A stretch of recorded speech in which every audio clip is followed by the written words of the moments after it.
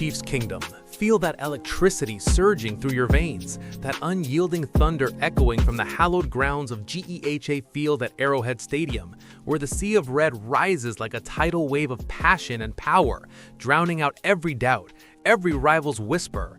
This is the heart of a dynasty, forged in the fire of legends like Len Dawson slinging dimes in the AFL glory days, under the visionary Hunt family legacy that turned a franchise into an empire, relentless, unbreakable, chasing not just rings, but immortality. We're talking about a team that's redefined dominance under Andy Reid's masterful playbook, stacking Lombardi trophies like they're collectibles, with Patrick Mahomes' wizardry and Travis Kelce's unbreakable spirit leading the charge. How about those Chiefs, Kingdom? This pursuit of legendary status isn't a game. It's a war cry that shakes the foundations of the NFL. And tonight, we're diving deep into the soul of it all. Before we break down these massive updates, make sure you're part of the Kingdom's inner circle. Subscribe to the channel right now, smash that like button, and drop your take in the comments. Does the Chiefs Kingdom agree with this direction? I want to see that Red Sea rising in the comments. Now, let's get to the heart-pounding core of today's Chiefs saga, where speculation meets reality in a collision that's got the entire NFL buzzing. Travis Kelce, the indomitable tight end who's been the heartbeat of this offense for over a decade, might be on the verge of a game-changing decision. You see, a body language expert named Darren Stanton has stepped into the spotlight, analyzing Kelce's subtle gestures during recent interviews.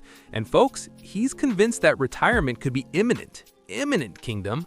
At 35 years old, Kelce has dominated as one of the league's most fearsome tight ends, racking up stats that echo the golden eras of Chiefs history, from the Hunt family's foundational commitment to excellence back in the Lamar Hunt days, when the team was born out of pure Texan grit, to Len Dawson's precision passing that led to Super Bowl IV glory in 1970, a victory that set the tone for what this franchise could become. Fast forward to the Andy Reid transformation.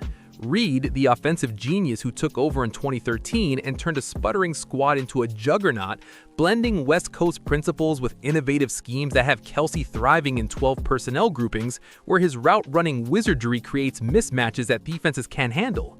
But here's where it gets analytical. Stanton points to these really interesting shots of lip compression in Kelce's interviews, that unconscious gesture where lips press together right after a statement, signaling zero confidence in what's just been said, or worse, that you've spilled the beans on something you meant to keep locked away. It's like Kelce's body is betraying his words, Kingdom. He's trying to play it vague, leaving his future up in the air, sounding all open-ended like no decision's been made, but Stanton calls it out. What that means is when people do that immediately after making a statement or declaration, it means they have absolutely no confidence in what they've just said, or they've said too much. This isn't just fluff, it's a red flag waving in the wind at Arrowhead, indicating an internal conflict boiling over. Kelce's been chatting more about life after football, balancing his gridiron grinds with media gigs, like his podcast empire with brother Jason, and that high-profile romance with Taylor Swift, which has turned him into a global icon. But Stanton doubles down. So it's an unconscious gesture that people kind of make when they feel they've basically spilled the beans, or said something they didn't want to say, or they've gone down a road they didn't want to go down. He believes Kelce's retirement is knocking at the door, that he's masking uncertainty, withholding the truth behind those nonverbal cues that scream incongruency. The verbal fluency clashes with the body language, a classic mismatch in statement analysis. Expanding on this, let's layer in the tactical implications, because if Kelce hangs up those cleats, it reshapes Andy Reid's offensive chessboard overnight. Reid's creative RPOs, run-pass options that rely on Kelce's spatial awareness to exploit zones, those post-snap reads where Mahomes scans and finds Kelce dragging across the middle in a 12-personnel setup with extra tight ends like Noah Gray stepping up, but nobody matches Kelce's yak magic, YAC, yards after catch. On the defensive side, Steve Spagnuolo's complex blitz packages have been bolstered by the offensive firepower, allowing aggressive shell rotations post-snap to disguise coverages, knowing the offense can bail them out with big plays.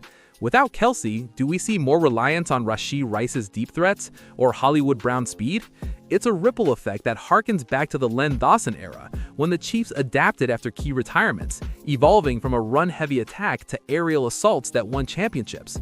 The Hunt family legacy demands continuity. Lamar Hunt's vision of innovation, carried by Clark Hunt today, means scouting the next generational talent. But losing Kelce, that's not just a roster hit, it's a cultural earthquake in the kingdom. To add that human element, I've got some insider whispers that paint this picture even clearer. One veteran scout inside the building this week told me, "Listen, Travis has been the glue in those film rooms, breaking down defenses with insights that make read schemes pop. If he's stepping away, it's pure chess, not checkers. He's calculated every angle, from his body holding up to building his post-career empire." Another voice, a longtime NFL analyst who's covered the Chiefs since the Derek Thomas days, shared, "Kelce's lip compression, that's the tell of a man who's made peace with the end. I've seen it with legends like Tony Gonzalez, who walked away at the peak. Kelce knows his legacy is sealed, but announcing it, that's the hard part, brother." And from a former teammate turned broadcaster, Arrowhead won't be the same without that infectious energy. Kelce's been dropping hints in the locker room about life beyond the field, and if Stanton's right, we're bracing for an announcement that hits like a Spags blitz. Sudden, devastating, but ultimately the right call for a warrior who's given everything. Diving deeper into the biographical core here, let's profile Travis Kelce himself. The man, the myth, the magic machine who's redefined the tight end position with his off-platform chemistry with Mahomes, those no-look throws finding him in triple coverage, his spatial awareness turning short gains into house calls. Born in Westlake, Ohio, Kelce burst onto the scene after being drafted in 2013, overcoming early injuries to become a 7-time Pro Bowler, 4-time All-Pro, and a key cog in 3 Super Bowl wins.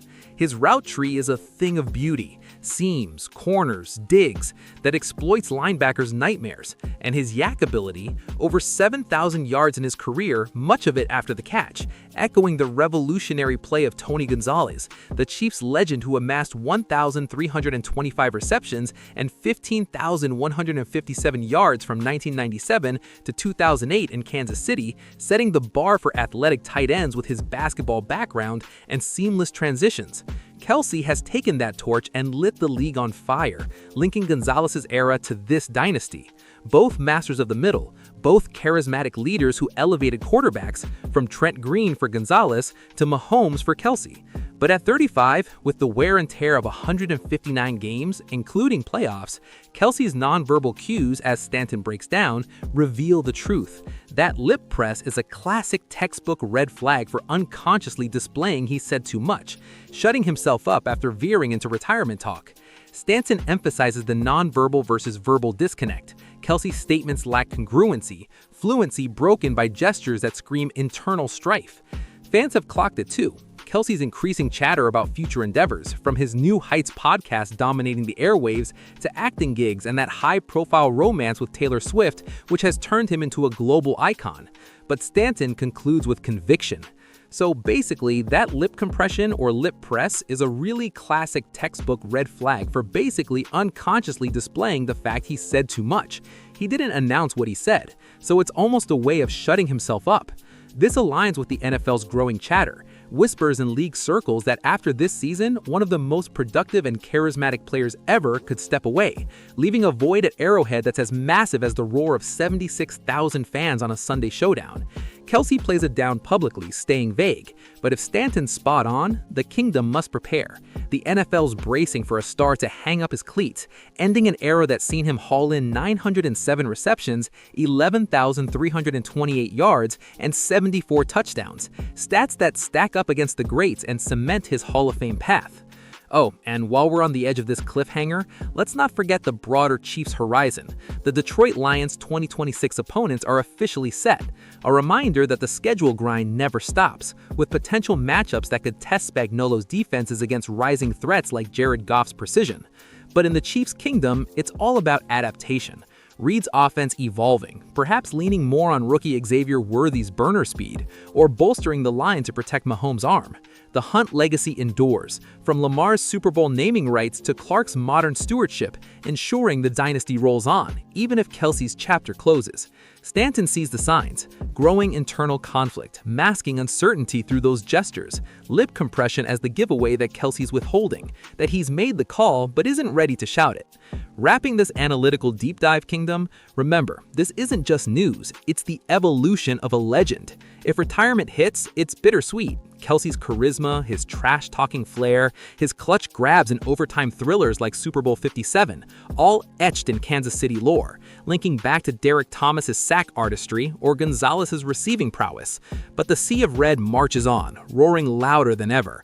How about those Chiefs? Stay locked in, Kingdom. We're just getting started on this dynasty's next act.